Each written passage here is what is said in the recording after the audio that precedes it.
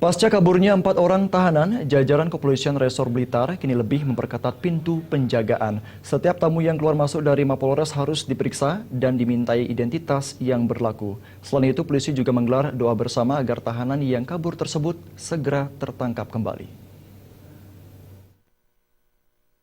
Sejak kaburnya 4 tahanan, jajaran Kepolisian Resort Blitar kini lebih meningkatkan pengamanan.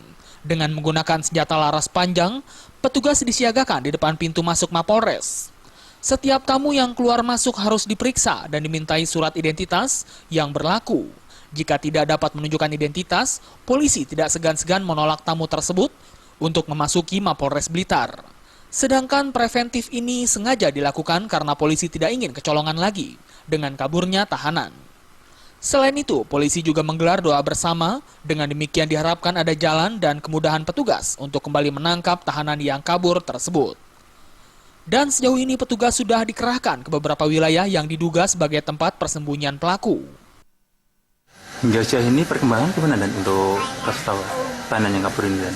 Ya, sementara ini masih belum bisa ditemukan, namun demikian kita sudah mendapatkan beberapa informasi terkait dengan posisi pelaku yang kabur.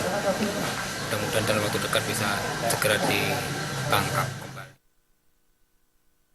Kendati demikian, sejauh ini belum ada perintah tembak di tempat untuk keempat tahanan yang kabur tersebut. Kecuali pada saat hendak ditangkap, pelaku melawan dan membahayakan keselamatan petugas. Dari Blitar, Jawa Timur, Hoyrul Abadi melapor.